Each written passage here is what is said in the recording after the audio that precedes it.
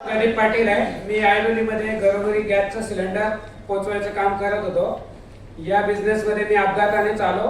माझे बंधू यांनी माझ्या मिसेसला समजावून एक आयडी काढला. बायको घरी येऊन सांगायला लागली. मी त्यावेळेस टीव्ही बघत होतो आणि इंदुरीकर सरांचं कीर्तन ऐकत होतो. तर तिने मला सांगितलं की असा बिझनेस आहे. मी बोललो ठीक आहे, कोण कोण आहे. त्यांनी सांगितलं तुमच्या भावाबरोबर मी समजून घेतलं आणि आम्हाला 3 सिनियरचं नाव सांगितलं होतं. निशा गायकवाड मॅडम, सुशील सर, सुहास अपराज. म्हटलं कशा मूर्ती आहे, मला कधीतरी दाखव. मग ते मी गेलो आणि त्यांचं ते 1 दिवसाचं ट्रेनिंग घेतलं. मला काय विश्वास पटला नाही. मी आपल्या घरी आलो आणि नंतर बघायचो असे कार्यक्रम झाले की बायको पण जायची, कोट घालायला लागायची. मला ते लई टेन्शन आलं. अरे ही बाई कोट घालून फिरते. इंदुरीकर बाबा सांगायचा बायकांनी कोट घातलं, मग आम्ही काय साड्या घालायच्या.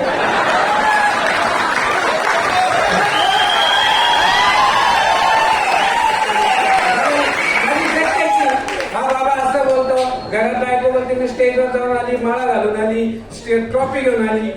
इकडे टेन्शन, काय करायचं काय समजत नव्हतं. त्याच्यानंतर काय झालं, 1-1.5 वर्ष आयटी काढून झाला. मी काय लक्ष देत नव्हतो. घरात बायको आली, रात्री उशीर झाला घरी आला की माझी तडकायची. तिला बोललो हे धंदे बंद कर आणि घरात बस. ती बिचारी काय बोलली नाही. आपल्या तिने बंद केलं. 1 वर्ष मी काहीच केलं नाही. परंतु 15 दिवसापूर्वी काय झालं, माझ्या आईला माझ्या बंधूंनी एक वेल हार्टची गोळी दिली होती. मी कामावरून घरी आलो, लई पाठीत दुखत होतं, कमरेत दुखत होतं आणि बसलो. त्यावेळेस इथं दुखत होतं मला 3 दिवसापासून. मला वाटलं हार्टचाच प्रकार आहे, मला अटॅक येणार आहे. पण आईजवळ जाऊन बसलो. वेल हार्टची एक डबी पडली होती, त्याच्यात शेवटची गोळी होती. मी म्हटलं खाऊन बघायची. घेतली खाऊन. अर्ध्या तासात मी फिट झालो. परत भावाकडे गेलो. म्हटलं कसली औषध आहे.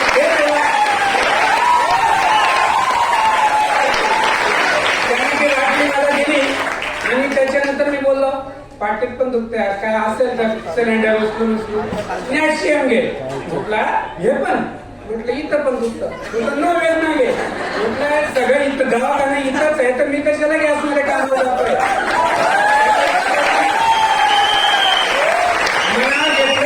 बायकोला कोट आणून दिला. म्हटलं कोटवाली बाई आणि मलाही टेस्ट कर. असा आमचा प्रवास आहे. अगदी मजेशीर आहे. अतिशय चांगले आणि उत्कृष्ट प्रकारचे आपले औषध इथे आहेत. त्यामुळे मी आता गॅसचं काम कमी करून फुल टाइम माय लाईफस्टाईल